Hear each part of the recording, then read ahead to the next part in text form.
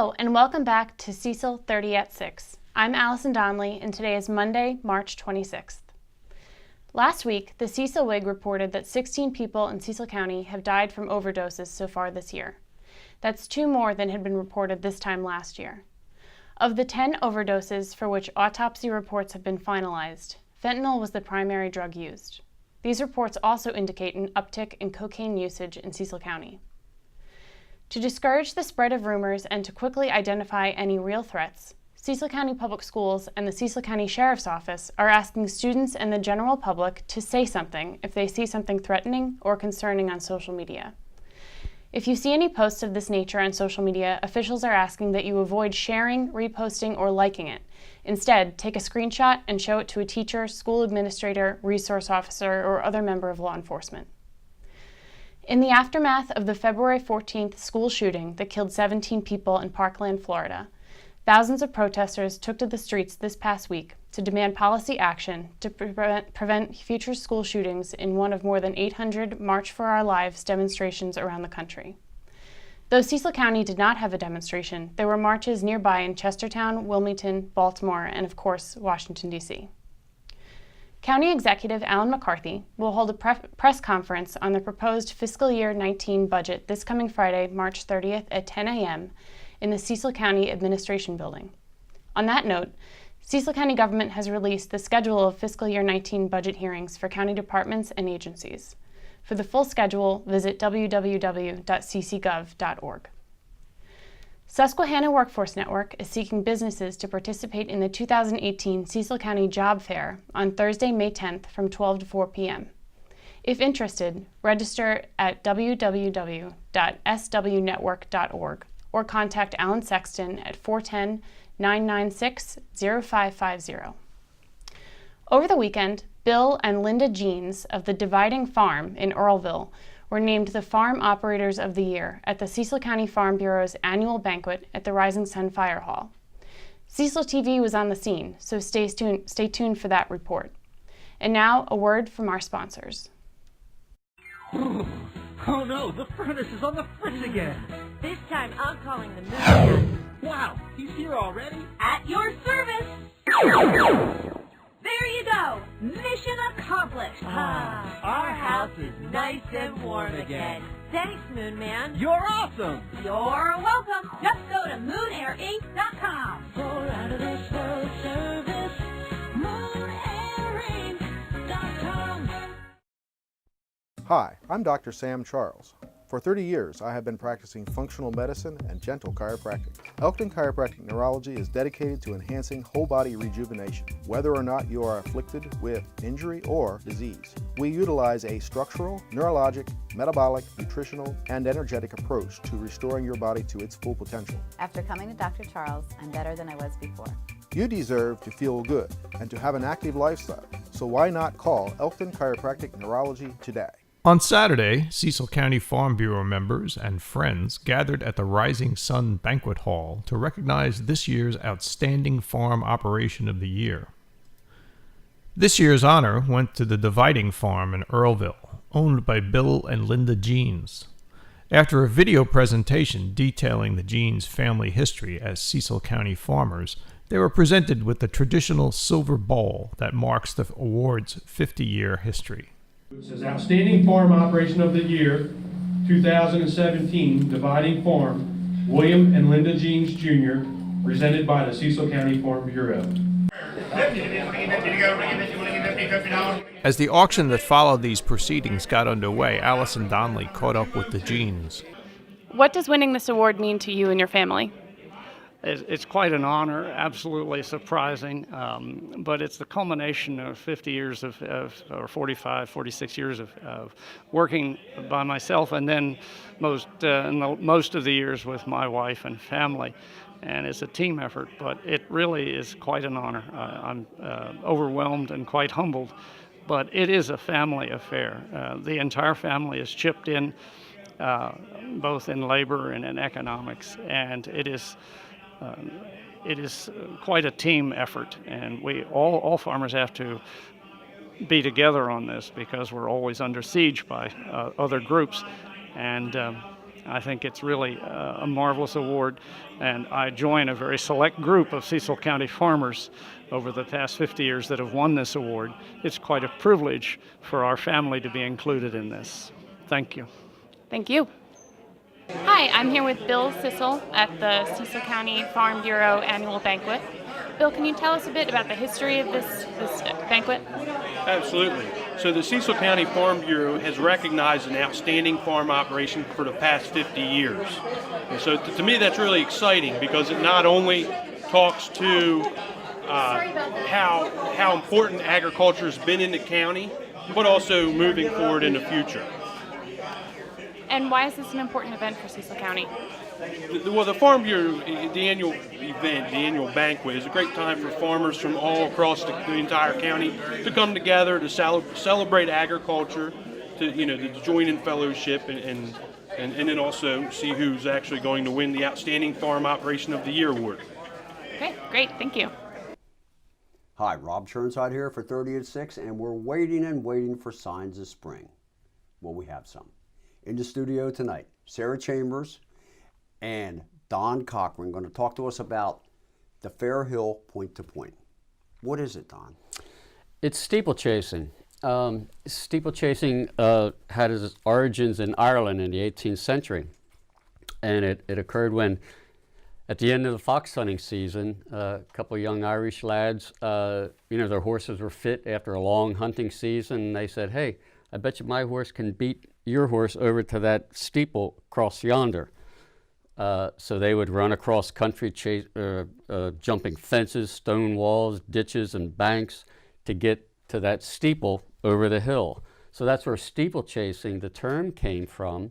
And it's kind of close to point. It's from one point to the next. So that evolved into a lot of the hunt clubs at the end of the season in the springtime would have hunt meets or point-to-points. Point-to-points tend to be more informal than the actual steeplechasing, like FairHill races, right, because they would have purses. Now, the races are no less challenging. Chances are you're going to have the same horses and the same jockeys using the informal point-to-points as prep races for the sanctioned races, which are run under the auspices of the National Steeplechase Association. And they come in the spring?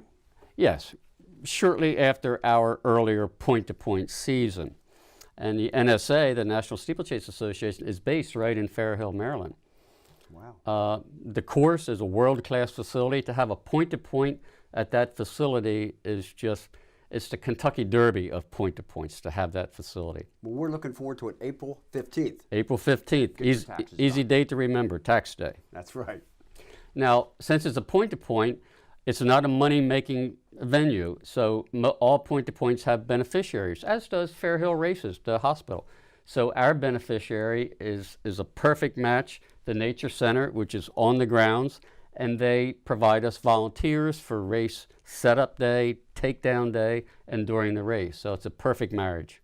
And Sarah, I know you're very happy about that. Yes, we are. Yes, we do a lot of school programs for students in Cecil County as well as outside the county. We have events and programs for families, scout groups. We have a speaker series for adults almost every other Thursday this time of year. And especially the school programs, we don't quite get as much funding in as it costs us to run the program, so we really count on donations like what we get from the point-to-point to help provide those services to students in the county. And as education director for FairHill, I know you have kids coming through in the spring. You're already coming through? Yep, they're already coming in. We had a couple. They had to get it rescheduled last week because of the snow, but we've got students in already. We had students there today. Well, the best way that people in Cecil County and the collective area can help is to get out there to the April 15th point-to-point event at FairHill. It's a rain or shine event. It is. You never cancel for the weather in steeplechasing. And I might add, there's other events going on throughout the day besides horse racing. It's kind of a country fair where a horse race breaks out. Right. Let me write this down. What time is it? I'm going to write this down. Oh, gate opens at 10. Then it starts out with pony races. And then we have a carriage parade, which adds to the pageantry. And probably the first, the big race, which we call the Mason-Dixon Challenge, because it celebrates, there's a rivalry in timber racing between Maryland and Pennsylvania. So we thought a perfect name would be the Mason-Dixon Challenge. That's our open race. That's the main event of the day. But throughout the day, there's music, live music. We used to have pony rides. But there's activities. If you're not a diehard horse racing fan, it's just a nice day outside. Yes, a nice day, and spring will be We hope here. a nice day. Did we miss anything? I don't think so. I don't think so either. April 15th, be there. Thank you. Thank you. Hi, I'm Dr. Sam Charles. For 30 years, I have been practicing functional medicine and gentle chiropractic. Elkton Chiropractic Neurology is dedicated to enhancing whole body rejuvenation, whether or not you are afflicted with injury or disease. We utilize a structural, neurologic, metabolic, nutritional, and energetic approach to restoring your body to its full potential. After coming to Dr. Charles, I'm better than I was before. You deserve to feel good and to have an active lifestyle, so why not call Elkton Chiropractic Neurology today? Oh no, the furnace is on the fritz again. This time I'm calling the moon man. Wow, he's here already? At your service. There you go. Mission accomplished. Our house is nice and warm again. Thanks, Moon Man. You're awesome. You're welcome. Just go to moonairinc.com. For out of this world service, moonairinc.com. And now, welcome Krista Gilmore. Krista, welcome to 30 at 6. Good to see you again. It's nice to see you too. You're here today to talk about the volunteer leadership program through community services, correct? Yes, that's right. What's that all about? Okay. Our department, the Department of Community Services, we are home to the Retired and Senior Volunteer Program, which is an initiative of the Corporation for National and Community Service. And the purpose of that is to engage people 55 and older in volunteer service. And so this volunteer leadership program that we are launching in early May is to, instead of, it's an experiment for us. We are trying to cultivate some leaders in older adults and have them learn about 3 interconnected issues that are impacting our county.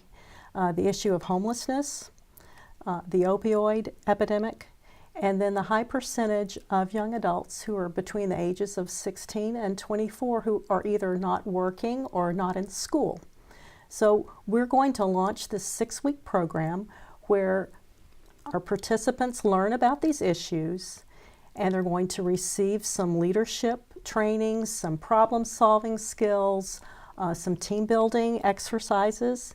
And then they're going to be challenged to kind of craft some group responses that deal with these issues that are impacting our county so greatly.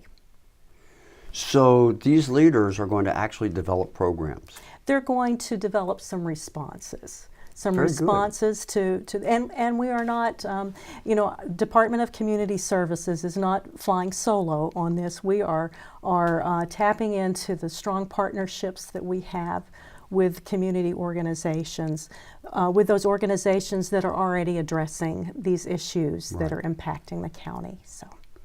Right, so a person might want to sign up by, what's the deadline? We need to have all of our applications in by April the 18th because our first session launches on May the 3rd. A weekly session, 6 Yes. in a row. But 6 in a row, that's if correct. for some reason you were sick, you could miss one. Yes, you could. Yes, you could. And it'll be interesting to see what kind of responses folks develop. I'm sure you'll get quite a few people who are interested, especially maybe somebody newly retired that has a lot of free time. Yep, we've already had some people call that wanted to make sure that we know that the age requirement, they have to be 55 or older, but they do not necessarily have to be retired. I've had interest from a few people that are still working, but want to be able to learn about these issues and see what they can do to help. It sounds like a great program. I know there's something we missed. Your contact information. Yes.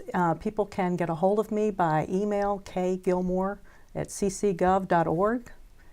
And we will have the application on the county website within the next couple of days. So the Cecil County government website? Yes. Someone would click down to community services. Yes, sir, that's right. Continue to funnel down until they find you. Until they find me, yeah. And find a whole new purpose in life. Yeah, that would be great. Sounds great. Thanks. Thank you so much. I appreciate it. Okay, thanks. So we got the health and beauty basket here. Not that anybody needs any health or beauty products, but we do have a whole basket here made for it. The numbers are G47, G47, N43. Hello, I'm Allison Donnelly for Cecil TV. I'm here at Northeast High School's PBIS Basket Bingo with Jim Lightgeb. Will you tell us a bit about PBIS and what it stands for? Yes, it's a positive behavior intervention support system that we have here at Northeast High School. What we do for our students is we try to provide them with different incentives throughout the year for them showing positive behavior. That could be academically, that could be through throwing positive behavior in the classroom. And so each week we do a drawing for students who show positive behavior, those students that show respect, responsibility, and they're moving in the right direction. So we do provide a spinning wheel, and each week a grade level, a student from each grade level wins a prize. Then at each end of each market period, we also have a prize for a student. They get drawn out. We also have green zone events at the end of each market period for those students who have performed well and met our requirements and standards for that market period. We also have prizes for our teachers, but we also have individual programs and smaller programs that help our behavioral staff provide things, support for our students. And so how does this event help benefit that program? So this program tonight, this actually is all our funding for it. So all the proceeds from tonight are actually going to help provide us with the funding that we need to run a successful program from year to year. Great, thank you. Thank you. Essential oils, sea salt, coconut oil. Get your essential oils right here. Russell, what's your role in this evening's event? My role is co-host of the wonderful Jim Lightgeb. I am also describing the baskets. Pretty cool stuff. And how did you get involved with this program and this fundraiser? Well, I'm in a National Honor Society, so we help out at events at our school in order to earn a sash at the end of the year for graduation if we're seniors. And I suggested Mr. Lightgeb, since I'm on the morning announcements, I kind of have a good rapport. I'm a bit of a talker. I don't know if you can tell from this, but I've always wanted to do stuff like this. And so I said, I'll be your co-host, because I was wondering if you needed one, and that's how I got here. Very cool. Thank you. G48. G48. I'm here with Hope Latimer. She's a National Honor Society member. Hope, can you tell us what kind of work went into putting on this event tonight? It actually took a lot of work, a lot from the community. We had a lot of donations for the raffle, and each department of the school donated a basket. And we have clubs here, like the Tech Club, the Senior Class Council is here selling foods and stuff.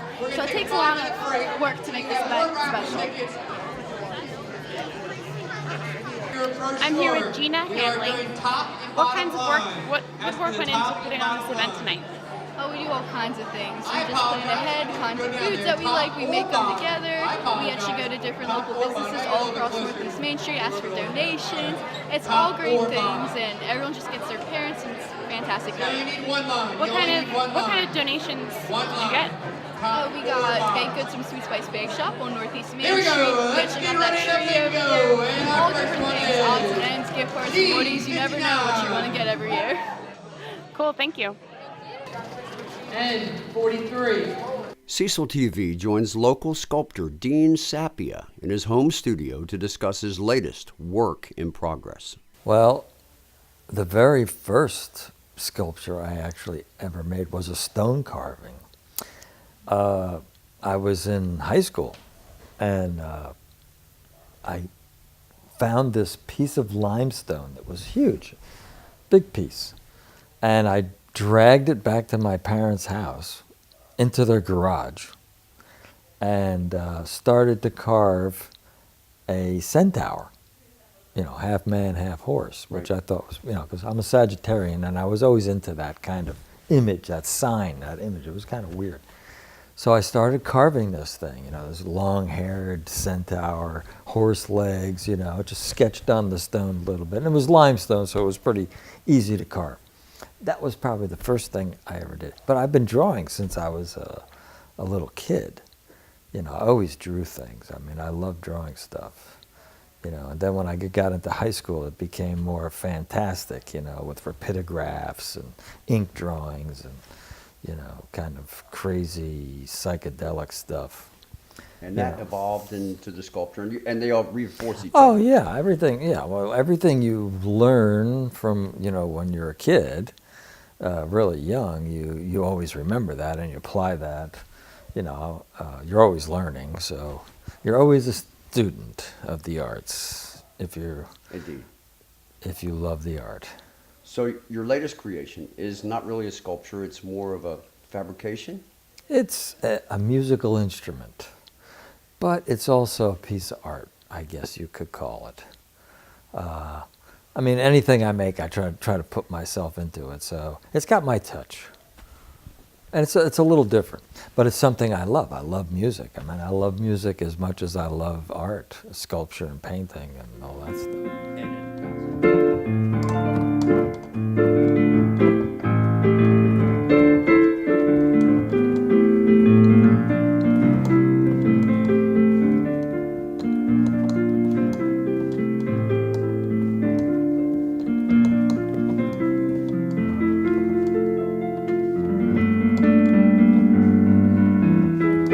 Keep watching 30 at 6 because we'll be joining Dean again as his work in progress develops. Hi, I'm Allie Charles, the Reader Services Librarian for the Cecil County Public Library System, and I'm currently reading An American Marriage by Tahari Jones. It's a book about Celestial and Roy, a newlywed couple living in Atlanta, and their love story goes awry when Roy is wrongfully accused of assaulting a woman, and he's sentenced to 12 years in prison. So it's a book about their relationship, and it brings up the question of how do you balance responsibility and desire, and it's a fascinating book with wonderful storytelling, and I'm listening to the audiobook version of it. I had originally gone onto the catalog. I was going to get a print copy, but all the copies were checked out. So I went onto Hoopla, which is a digital app that we have at the library, and I found An American Marriage. And Hoopla is an on-demand app where you get 8 checkouts per month, and you get it for 21 days, and you can download it directly to your tablet or your phone and just start listening. So that's what I did, and I highly recommend it. Now, if you're looking for another reading event, Peter Manceau, a regional author from Annapolis, is coming to the Perryville Library on April 3rd at 7 p.m. And he will be discussing his book, which is about the trial of William Mumler. He was a spirit photographer in the mid-1800s, and he would take photos of the living and then have their deceased relatives alongside them. And so it's a trial about him, you know, obviously doing something fake, but it's also history of photography and then the time period in general. So that's on, again, April 3rd at the Perryville Library. And if you'd like to learn more about that event, or if you want to sign up, or if you'd like to learn more about Hoopla, or if you want a great book suggestion, feel free to stop by any of our library branches or call or email us. Thank you. Why should you advertise on Cecil.tv? Because it is a totally new and unique way to reach the thousands of viewers that watch our programming. Plus, you'll be helping us grow as we expand our coverage. We have exciting plans, and your business or organization can be part of it. You will find our packages and rates to be refreshingly affordable, and we'll work with you to create a fresh and dynamic ad that says and shows what your business is about. Ask us how to get your commercial produced for free, so contact us on our website, cecil.tv, or send an email to info@cecil.tv. Thank you. All All right, Cindy Cantor, welcome again to 30 at 6. We changed our name. Yes. Since Thanks, last Rob. time you were here. You're that Cecil Rocks lady, right? I was Cecil Rocks lady, yes. From Parks and Rec. Yes. And you're never one to rest on your laurels or just be sitting on your rock, right? No, we don't. What's the new thing? The new thing that we're here to talk about is Club Bulldog, Northeast Middle School's new after-school program. It runs Monday through Thursdays from about 2:40 to 5 p.m. We started it at the school. We were given a classroom and that adjoins the gymnasium, split the gym into 2 sections. The kids have access to the stage. We do karaoke. Oh, nice. We transformed this classroom into a gaming room with modular seating and flat screen TVs and PS4 stations. So the kids have options. They can come in and game, they can chill out, they can play what we call savage dodgeball.